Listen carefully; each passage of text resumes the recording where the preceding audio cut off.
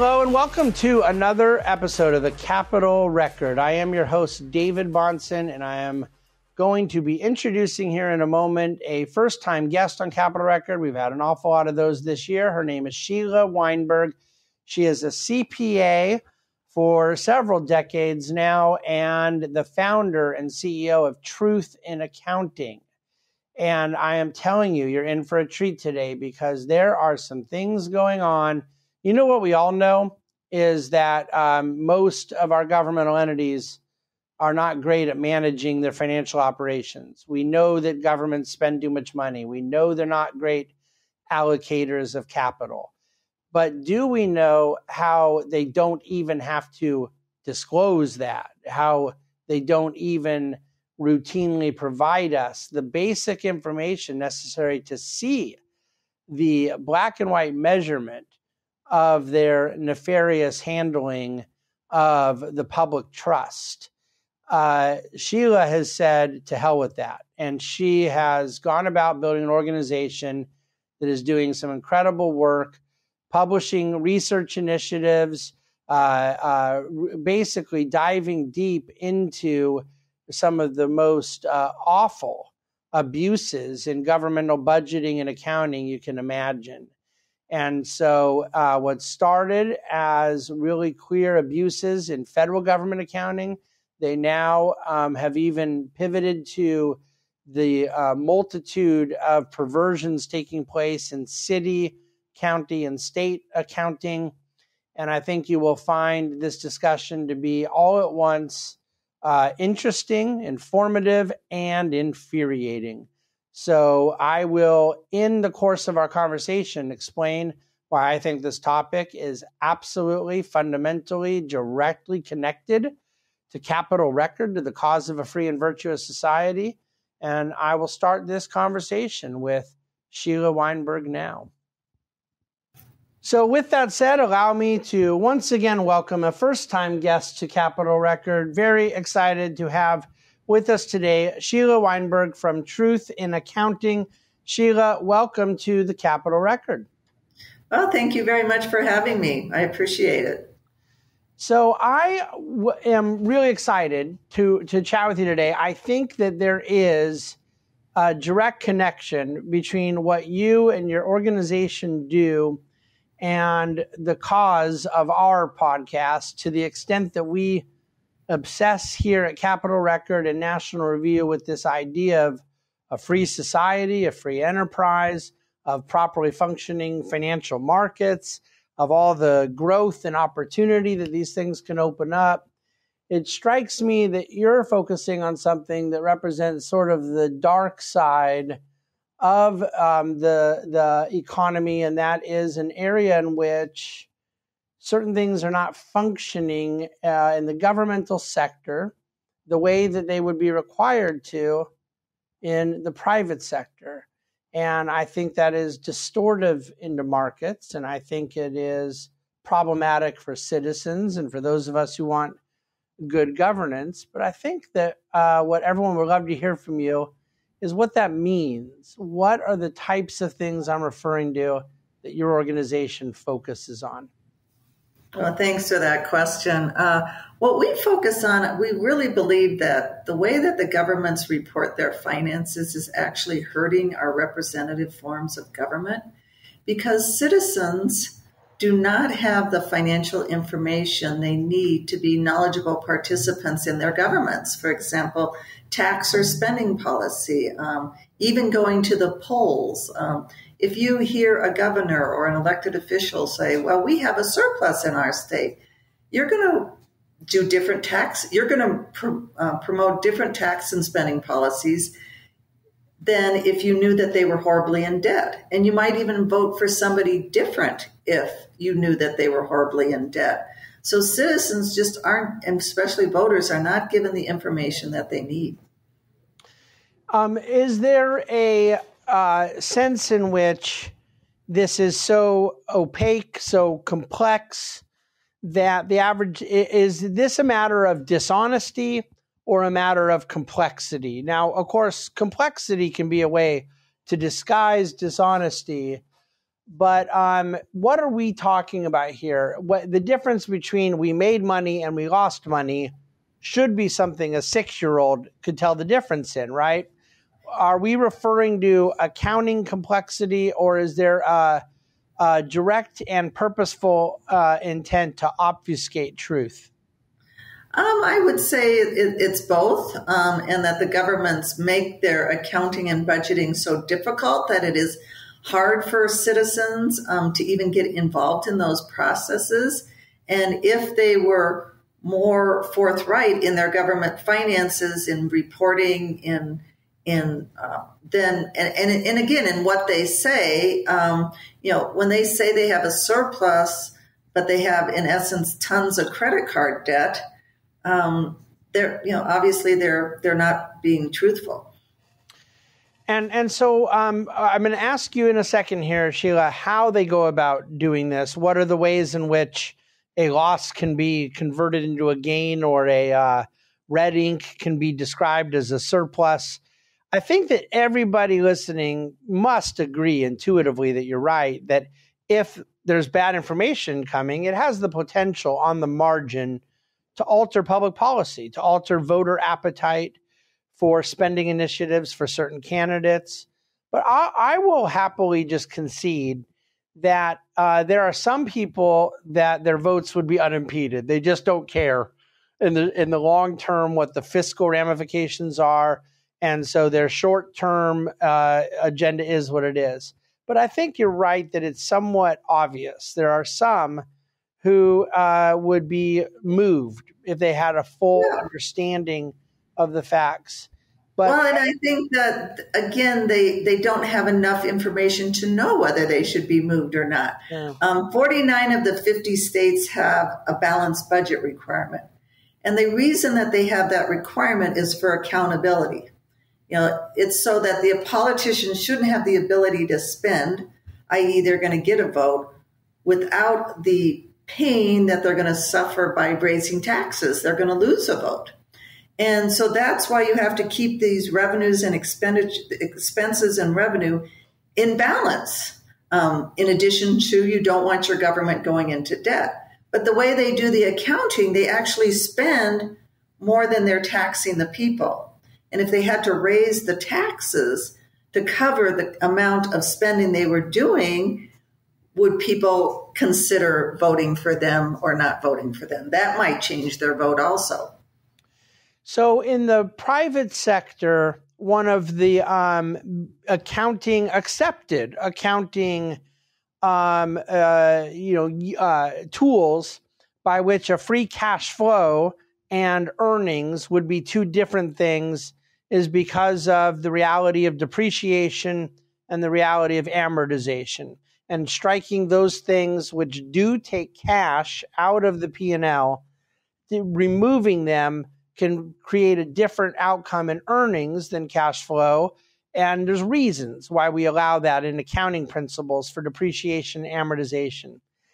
Is what you're describing the government utilizing depreciation? Because I think most of us would think of that as a private sector tool.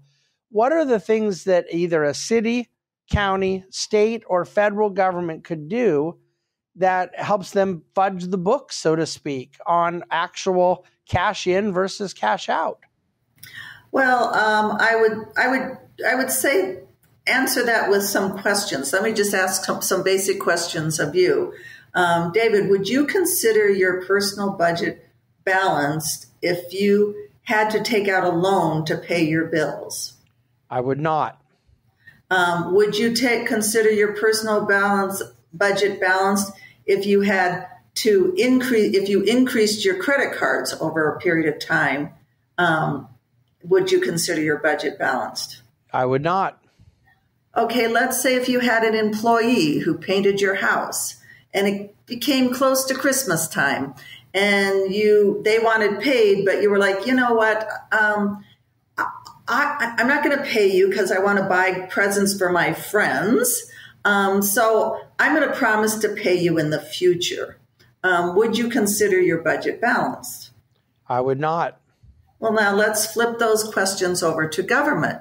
If a government had to take out a loan to pay its current bills, would you consider its budget balanced?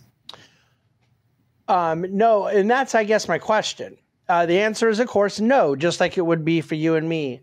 But is the government not disclosing that they're doing that? In other words, are they essentially, isn't this what the federal budget deficit refers to?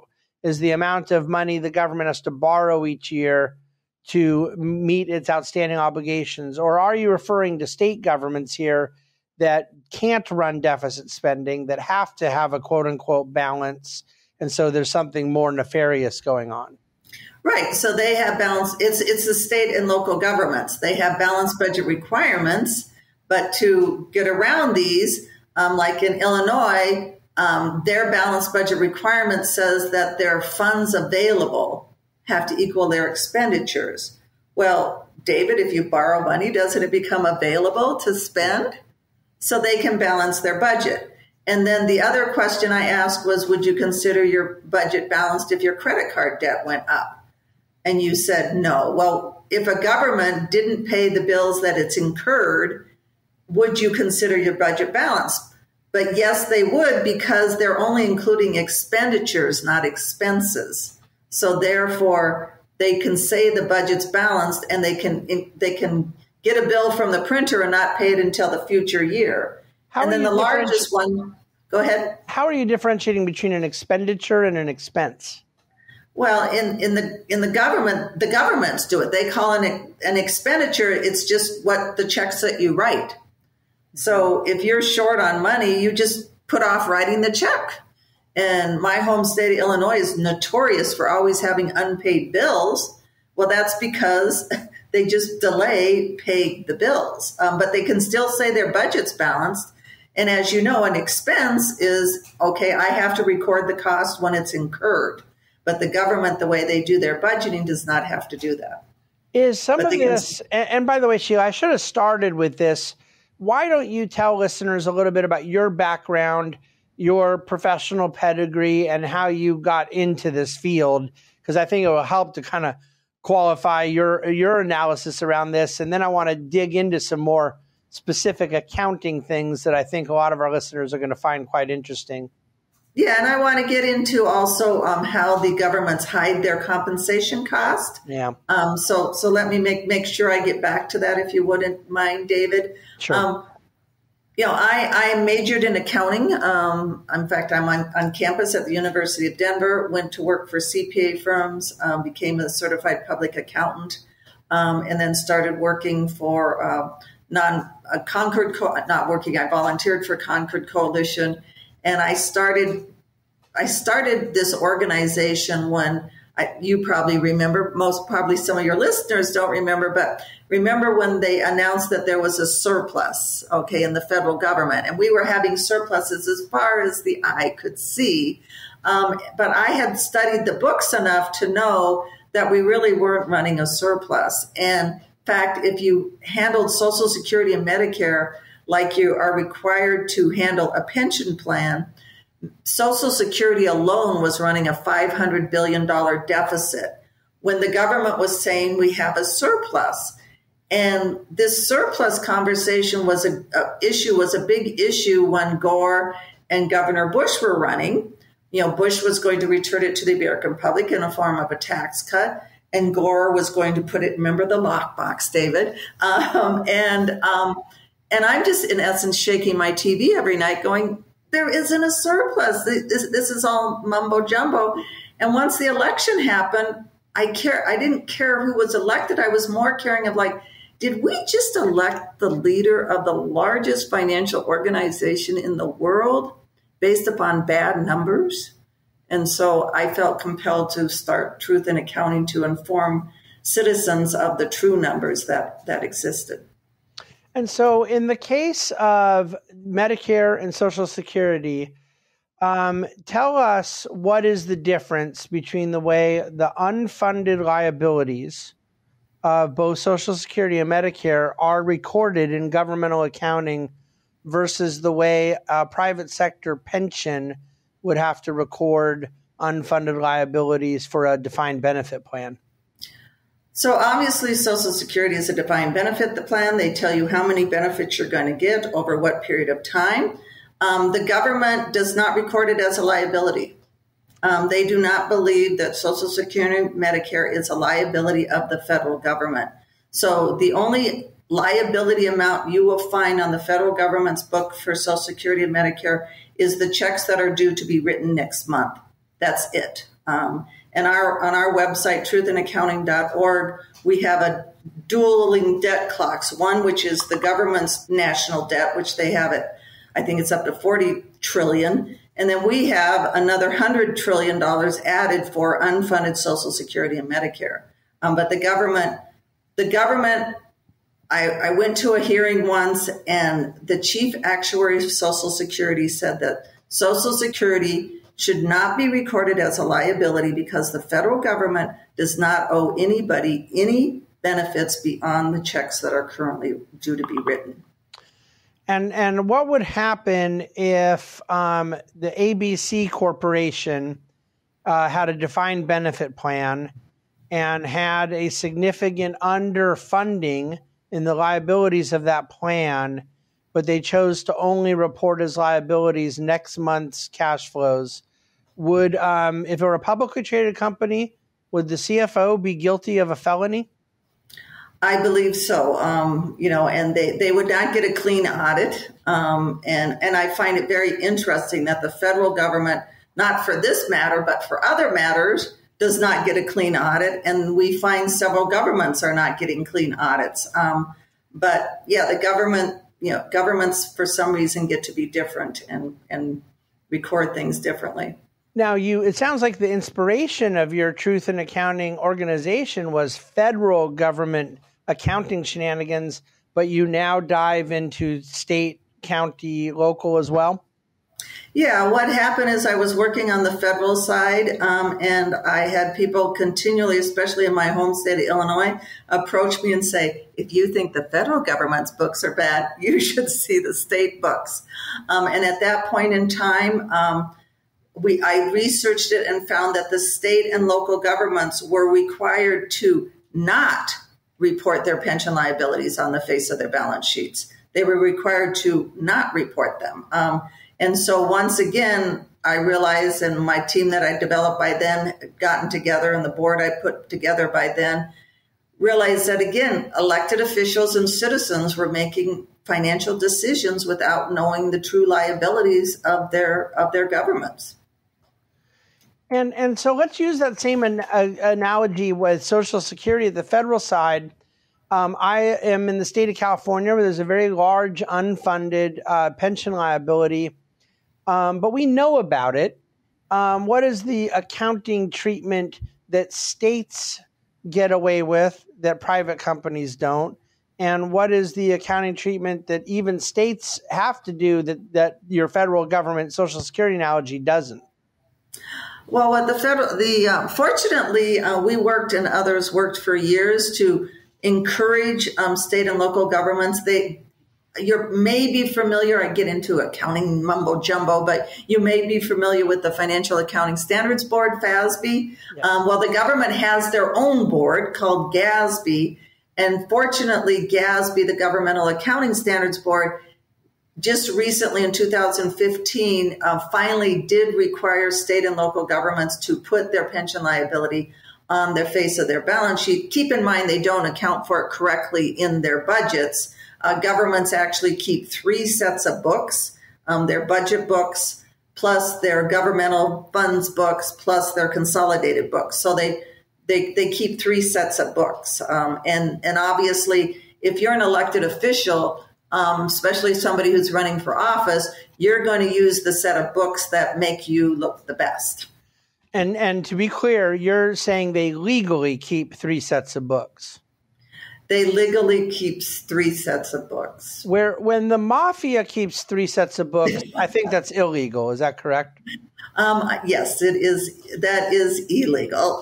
Yes. But, and the biggest thing that they do, we find in state and local governments, is they're hiding their compensation costs in their budgets. And also their governmental fund statements. They they go ahead and hire these employees. Part of their compensation package is their pension and retiree healthcare benefits that they've earned, but they only include, again, remember that expenditure word, they only include the checks that they write to the pension plans, and the legislators can decide to short the pension plans, and then that they can say they balance, like in my home state, Illinois again, the governor is saying that they balance their budget. He has a surplus. Well, the actuaries say he should be paying $5 billion more into his pension plan than he does. So, but he's again allowed to say he balanced his budget. So if you, Sheila, could weigh as an advocate for better governance and public policy, would your focus, if you could fix this one way or the other, would you rather make them fund what they're not funding, or just simply provide transparency and honesty and visibility and clarity to what they're not doing? Is that really the point of truth in accounting? Is, hey, if you're going to run a bad enterprise with a lot of red ink, fine, but at least tell us you're doing it. Is that the point here? Right. And you get into that they have to fund it in relation to that balanced budget requirement, which isn't mine, it's their requirement. Right.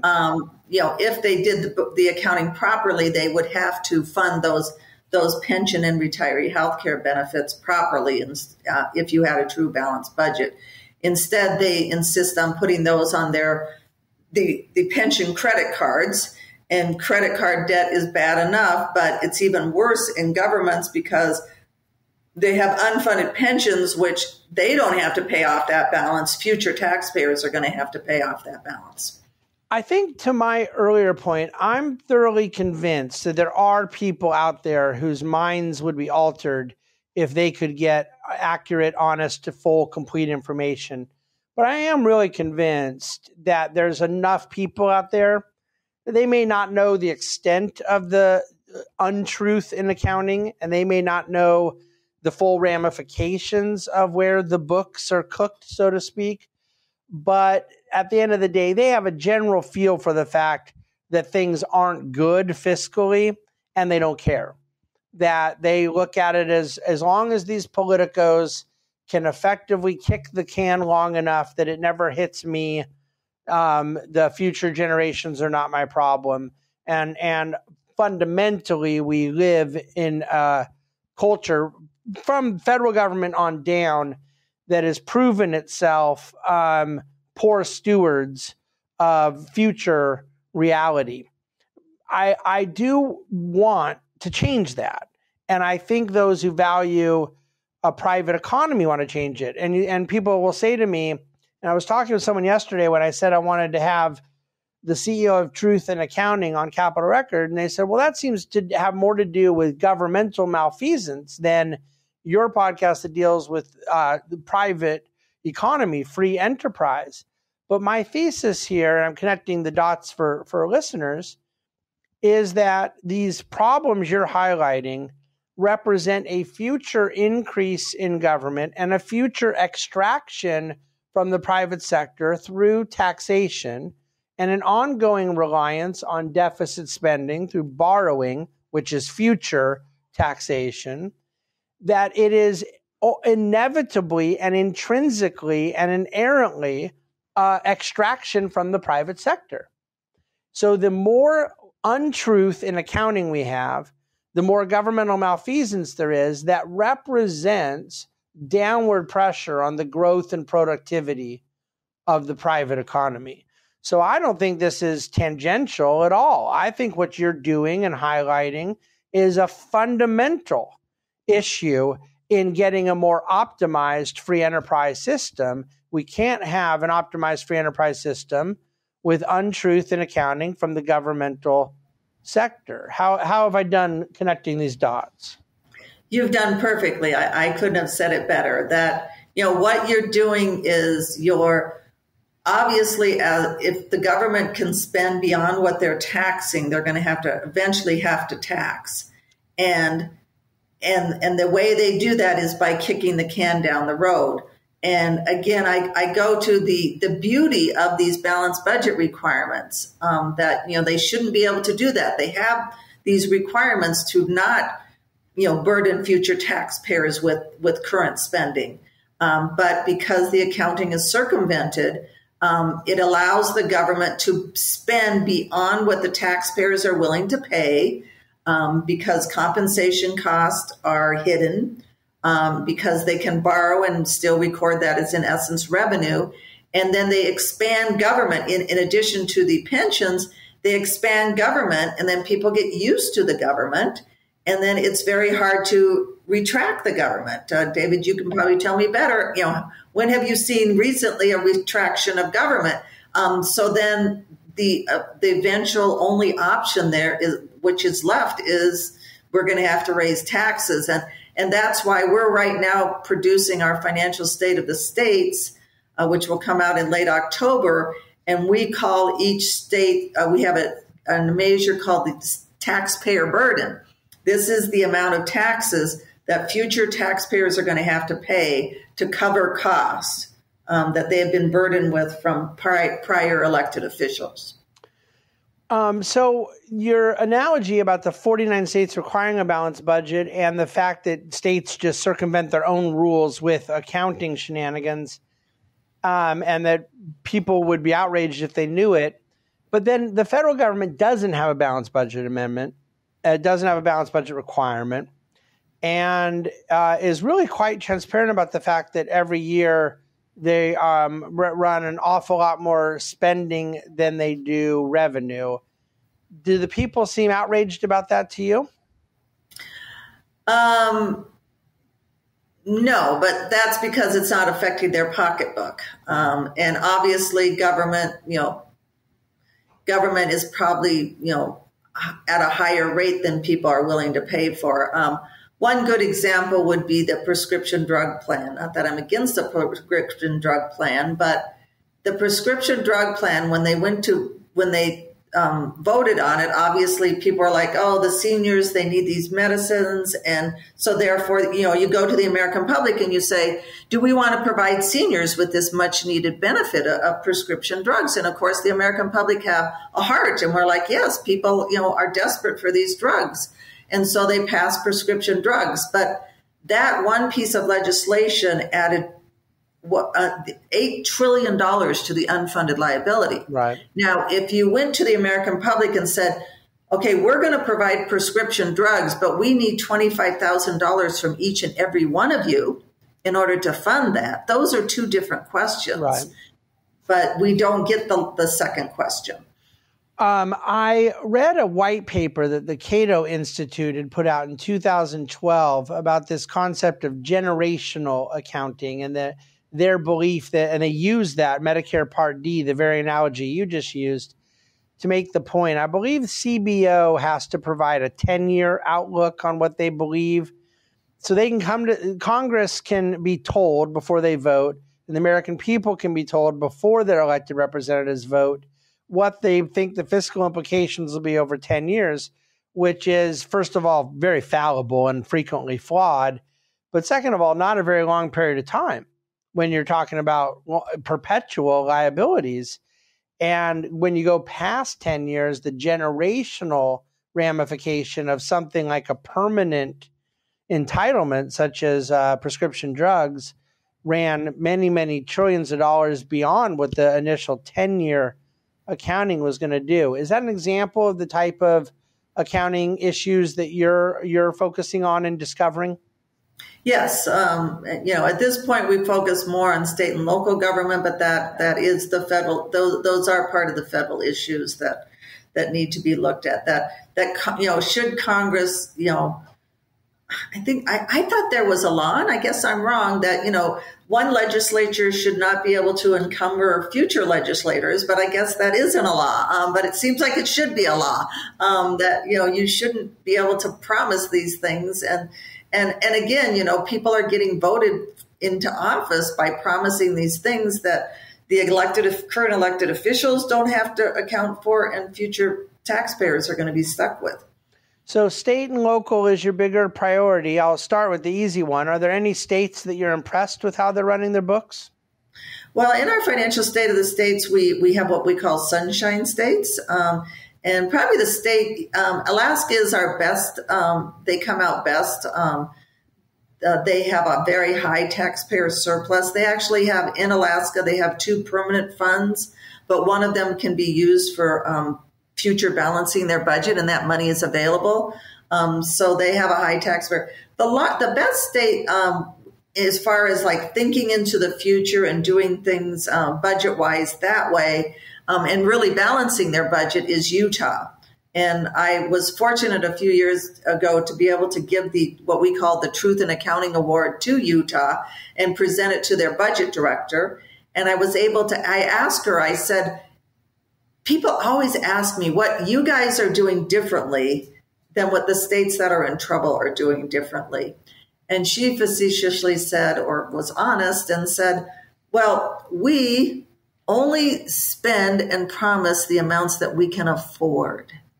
And that's how they, but evidently other governments don't do that. What a novel concept. I know, it's a crazy concept.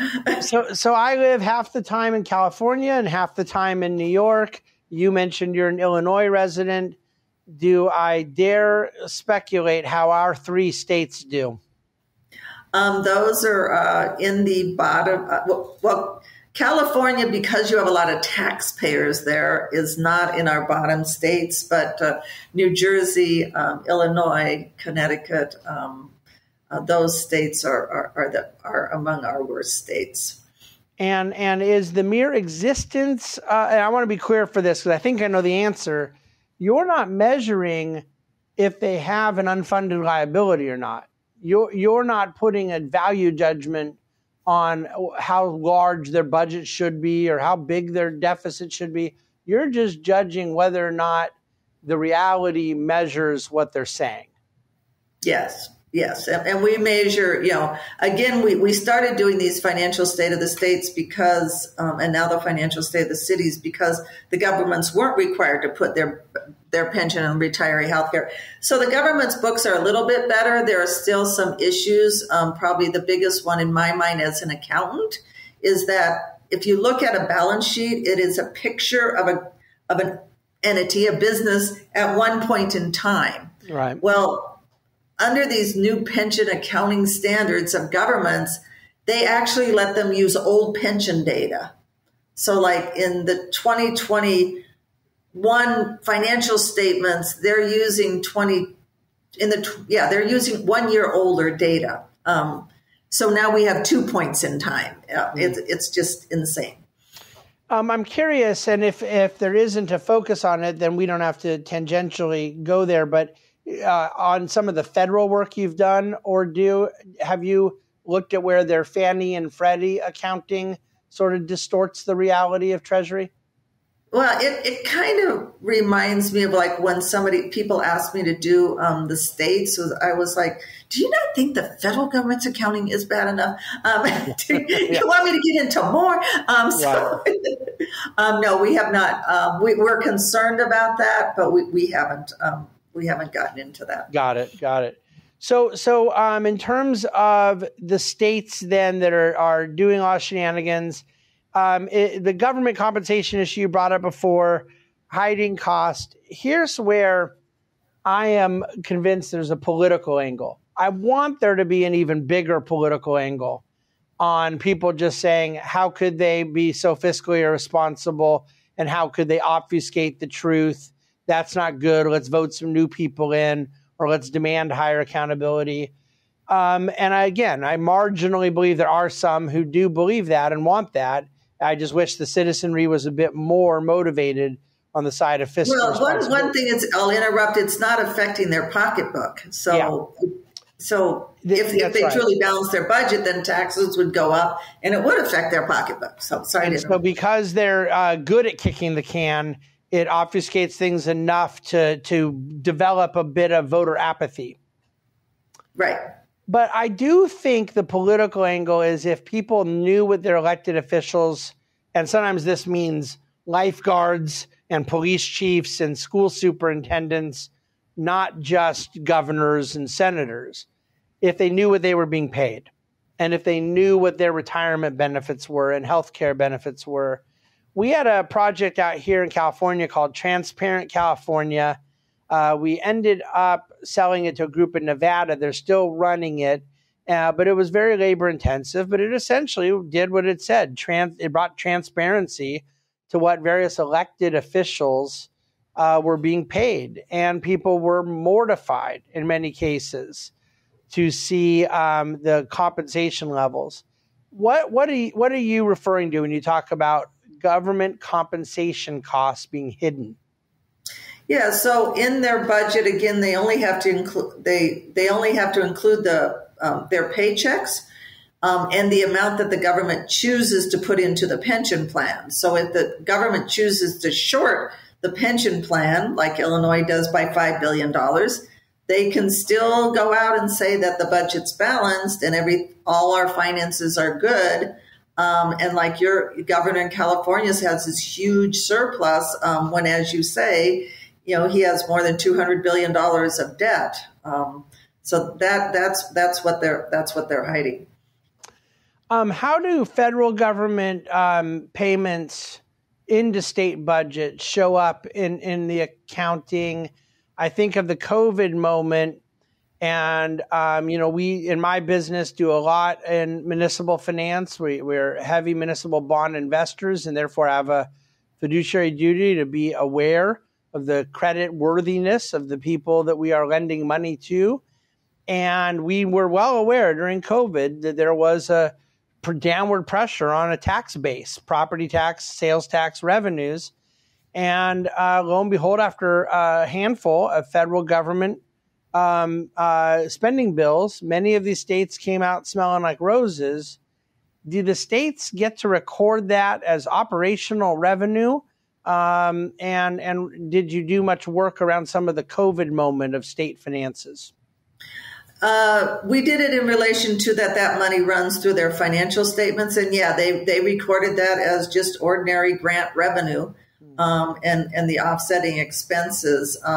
I've looked into the American Rescue Plan a little bit. The intent of that was to rescue state and local governments. But we're finding that the governments did come out, their finances are a lot better than they were going into COVID.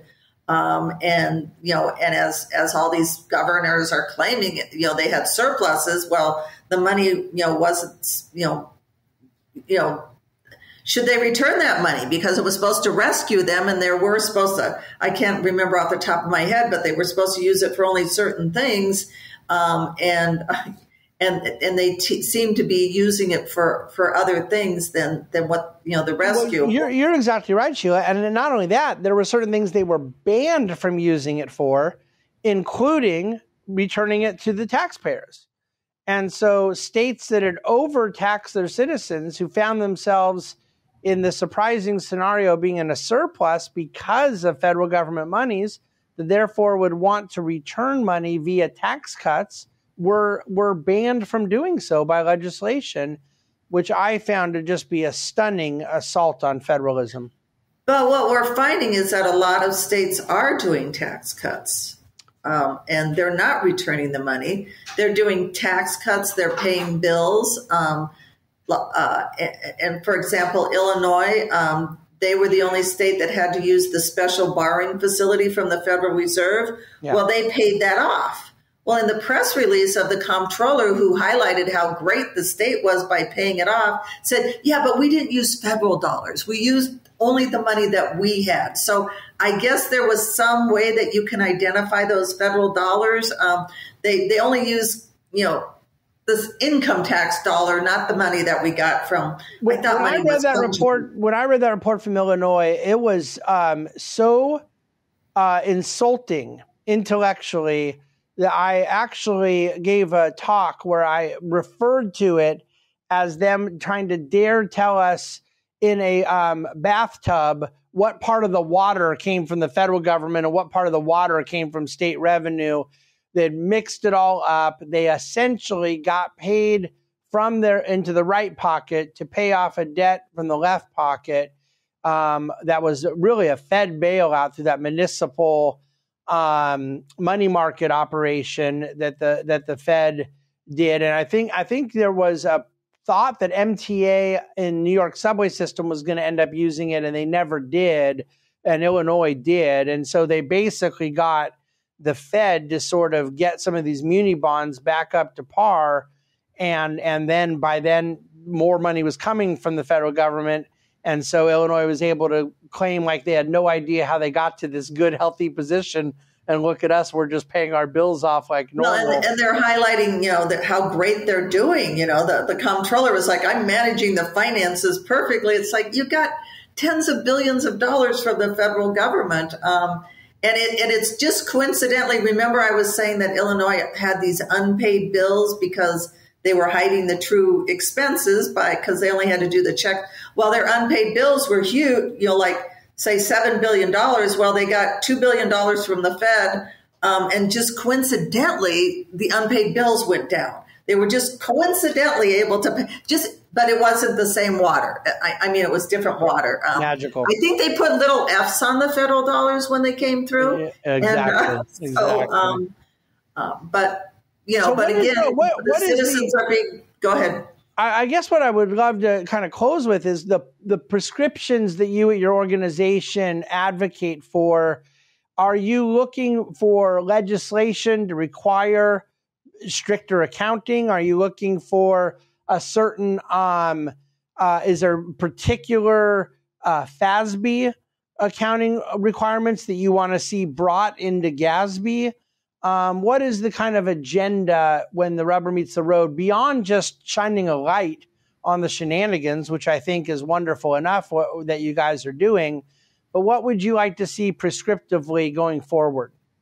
Yeah, we would like to see the governments be required to use more standards like the private sector are required to do. One big thing that's going on right now, big thing for us accountants, is that the governments right now, they're required to use this, what they call modified accrual basis of accounting, which is this modified cash weird stuff. And we're trying to get that to be changed so they have to use good accounting, full accrual. And GASB's deciding that right now. And and this is important because this is how the budgeted funds are calculated.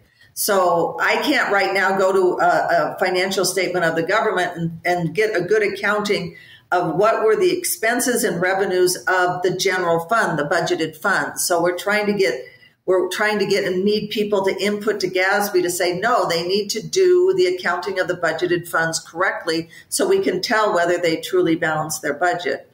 And then we try to get accounting rules changed. And another thing that we're really involved in, another very geeky thing, is we're trying to bring XBRL, a machine readable language, to the government financial statements.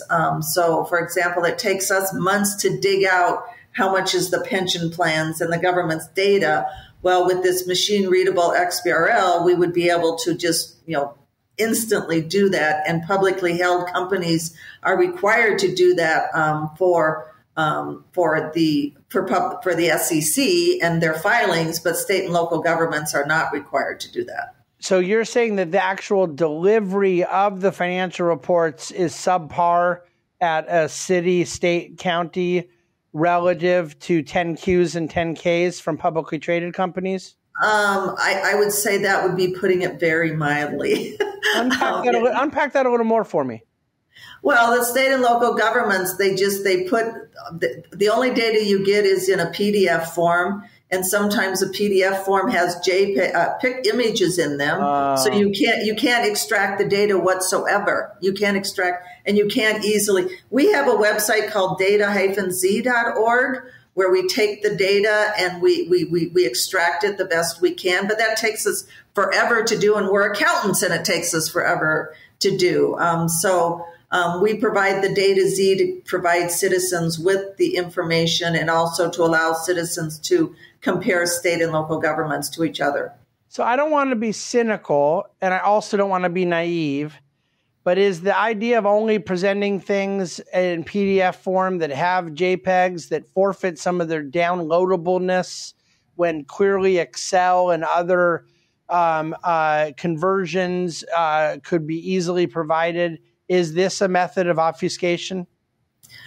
Well, the only reason I would say yes is because the government people seem to be not wanting it. So, why would they not want this? It would seem to be that, I mean, it's not a very high compliance cost. Like every company does it.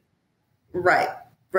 And as you know, and it's not just Excel. There's all these wonderful apps where you can compare all these big companies. But, again, we have data-z.org, which helps citizens. But again, it's taking us months to extract that data. And wouldn't it be nice for like an elected official to be on the House floor and go, oh, what's the finances of my state compared to another state? And go, and have it right there. But the financial statements are issued late. California doesn't even have their June 30, 2021 numbers out now. Yeah. And most of them are out a year later. There's a lot of obfuscation. Sheila, how can people keep in touch with you and be notified of what you're doing and learn more about Truth in Accounting? You can go to truthinaccounting.org. At the very bottom of the screen is a thing to sign up for our weekly newsletter. So we issue a weekly newsletter that has federal, state, and local government and budgeting and accounting stories. Obviously, there's a donate button because, as you can imagine, most people don't think this is a sexy thing to donate to. But it is, as you mentioned, very critical. And then you can also go to our data-z.org website and create your own charts to compare your government to other governments. We have 700 data points in there, so it's a fun website to go on to. Sheila, thank you so much for sharing this. Thank you for the work you're doing. I have no doubt a lot of listeners will want to stay in touch and follow more closely what you're doing at Truth in Accounting. I want to reiterate my belief that the implications of this go even beyond what is already important enough, which is transparent and prudent government. But actually do cut into the heart of a free enterprise system. The need to have fair, honest, accurate clarity in governmental finance seems tantamount to any republic worth keeping. And I thank you for your work. Thank you, David. Thanks for having me on.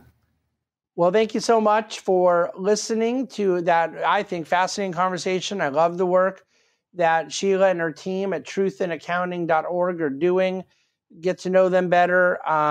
Get mad, get even. Get even is not something that your state's going to be doing with their budget. So all I can say is that we put up with a lot as citizens, and we need to put up with less. And I think that the basics of accounting, the types of requiring of our state legislators, just some of the basic things that we require the private sector to keep people out of prison doesn't seem to me like too much of an ask. So I hope you enjoyed this week's episode. And I do want to quickly telegraph next week. Next Thursday, we will be presenting to you a very special talk between myself and Larry Caldwell. Larry, of course, was the National Economic Council director during the Trump administration. He was at the Office of Management and Budget under President Reagan. Prior to that, he was a Federal Reserve economist and spent a long time as the chief economist at Bear Stearns back in the 80s and 90s, and then has become a very well-known business television personality with a highly ranked show on CNBC for over a decade, and now the #1 rated business show on all of business television, Caldwell on Fox Business. And the reason I bring it up as a very special episode is next Thursday, September 29th, is National Review's annual gala. We're going to be at the Reagan Library in Southern California presenting the William F. Buckley Prize in Leadership and Political Thought to Larry Caldwell. And I am very excited for our podcast next week, where Larry and I are going to walk through the heart of an economy, what work means in the supply side mantra, and what a lot of the lessons he learned from Bill Buckley have to do with our economic worldview today. It's going to be a very special episode. I hope you'll be ready for that release next week. In the meantime, thank you for listening to this episode and all episodes of Capital Record. Our cause is the cause of a free and virtuous society, and I ask you to help in that cause by sharing this podcast far and wide, by rating us, by writing out a review, by subscribing in your player of choice so that we can generate the appropriate visibility for this podcast we believe it deserves. Thank you so much for listening to The Capital Record.